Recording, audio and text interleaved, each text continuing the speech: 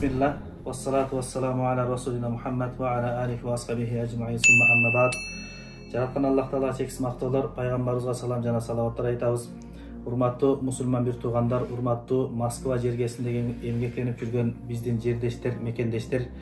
Жараткан Кудай Таалам бардыгыбызга мына ушул жакындап келе жаткан Курман айт майрамын баарыбызга куттуу жана берекелүү кылган болсун.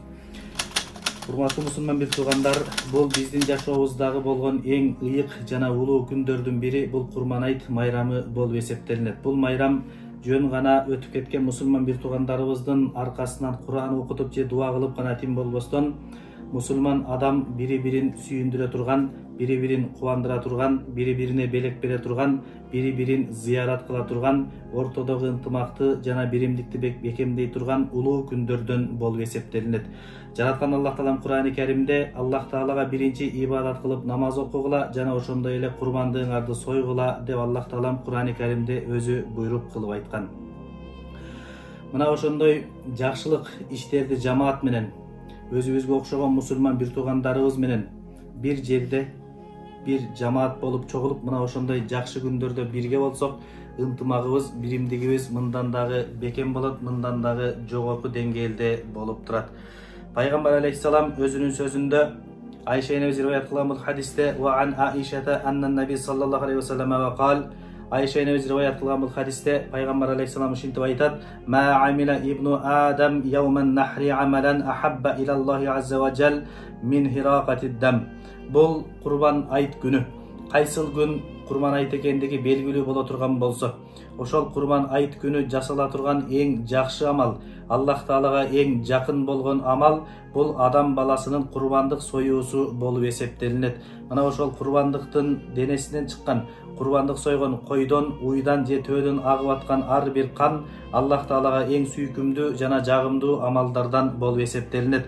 Жана ошондой эле ва иннаху ла яати яумал кыямати би куруниха ва азрафиха ва аш'ариха. Мына ошол биз союп аткан курбандыктардын ар бири өзүнүн буттары, өзүнүн таркатылган эттери, өзүнүн жүнү дагы жада калса биздин күнөөбүздүн кечирилишине себепчи болуп Аллах Тааланын алдына бизге далил болуп келет. Жана ошондой эле ва инна дамма ла якау миналлахи азза ва жал би маканин qabla an yaqa alal ard. Жана ошондой эле биз сойгон курбандыктын каны жерге түшкөнгө чейин Аллах Тааланын ыраазылыгы сиз менен бизге сөзсүз түрдө жетип келет. Ким курбандык чалса, ким курбандык сое турган болсо, ошол курбандыгынан аккан кан жерге жетип түшкөнгө чейин Аллах Тааланын ыраазылыгы сиздин алдыңызда болот. Жана ошондой эле фатаййибу биха нафсан, мына ошондой Аллах Тааланын ыраазылыгына жеткире турган курбандыкты Аллах Тааланын рахматына, Алланын бейишин ача турган, күнөөлөрдү кечире турган, мусулман адамдын ортосундагы ынтымакты биримдикти бекемдей турган бул Курбан айт майрамын фатаййибу биха нафсан чын жүрөктөн аткаргыла. Бирөөлөр зордобостон, кыжаалат болбостон, бул эми кандай болду, мен буга тигиндей акчам кетти, монча убактым кетти деп кыжаалат болбостон, сүйүнүү менен, кубануу менен, Аллах Таалам берип аткан ырыскысына шүгүр келтирүү менен чын жүрөктөн мына ошол курбандыгыбызды сое турган болсок, жараткан Аллах Таалам сөзсүз түрдө сиз менен биздин жашообузга береке берет, жана ошондой эле өзүнүн ыраазылыгы, рахматы биз менен бирге болот. Аллах Таалам Кур'ани Каримде Бисмиллахир-рахманир-рахим лан яналаллаху лухумуха ва ла димауха валакинна яналуху тақва минкум. Биздин кылып аткан, союп аткан малыбыздын эти дагы, алардын каны дагы Аллах Таалага жетип барбайт. Бирок Аллах Таалага жетип бара турган нерсе валакин яналуху тақва минкум, биздин такыбачылыгыбыз Аллах Таалага жетет. Биз союп аткан эттер, биз таркатылып аткан жардам эттер, булар мусулман бир тууганыбыздын маанайын көтөрүшү мүмкүн, ачкалардын курсагын тойгузат, көзүнөн жаш аккан жетим жана жесирлерге жардам болот, алардын кубанычына биз мына ошондой өзүбүздүн жардамыбызды кошкон болобуз. Бирок жараткан Аллах Тааланы ыраазы кыла турган нерсе биздин такыбалыгыбыз болуп эсептелинет.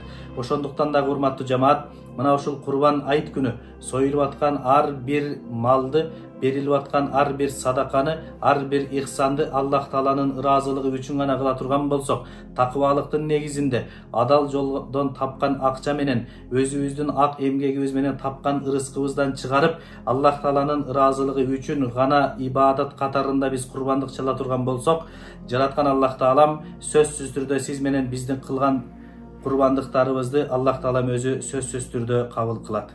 Жана ошондой эле урматтуу жамаат, биздин мына ушул Москва жергесинде раматылык устазыбыз, бардыгыбыздын устазыбыз болгон Чубак устазыбыздын атына окуу борбору ачылган. Бул жылкы Курбан айт майрамын буйруса, мына ушул Чубак ажы атындагы окуу борбор уюштурулуп жатат. Мына ушул окуу борбор менен биргеликте Курбан айт майрамын өткөрөм деген биздин бир туугандарыбыз боло турган болсо, төмөндө биздин даректер жана байланыш номерлер болот. Ошол жака байланышсаңыздар, биз менен бирге мына ушул Курбан айт майрамын өткөрсөңүздөр болот. Жана ошондой эле курбандыкка союла турган малдар, булар шариятыбыз бизге чектеп берген жашта жана ошондой эле шариятыбыз белгилеп берген малдын түрлөрүнөн гана союлат. Курбандыкка жарай тургандар булар кой, эчки, уй жана төө болуп эсептелинет. Ар кимибиз өзүбүздүн шартыбызга, өзүбүздүн мүмкүнчүлүгүбүзгө жараша 5 айдан жогору болгон, өзүнүн көлөмү жагынан, өзүнүн салмагы жагынан жетилген койду бир адам өзүнүн жанына сойсо болот. Жана ошондой эле ошол эле адам эчкини дагы курбандыкка бир адам бир эчки же бир койду сойсо болот. Жана ошондой эле кой бул 5 айдан жогору болуштугу шарт, эчки бул 1 жаштан жогору болуштугу шарт. Жана ошондой эле 7 адам биригип бир уй же бир төөнү курбандыкка чалса болот. Ал уйдун жашы 2 жашка толгон же болбосо 2 жаштан жогору, төө бул 5 жашка толгон же болбосо 5 жаштан жогорку болгон төөнү 7 адам биригип жамаат болуп ортодо курбандык кылса болот. Аллах Таалам баарыбызды мына ушул Курбан айт күнү жараткан Аллах Таалам өзү белгилеп берген берекелүү, кубанычтуу майрам күнү болгон Курбан айт күнүндө жолугуп, жылуу, жумшак, жылуу жылмайган жүз менен бири-бирибизге учурашыштыкты жараткан Аллах Таалам баарыбызга насип эткен болсун. Ассаламу алейкум ва рахматуллахи ва баракатух.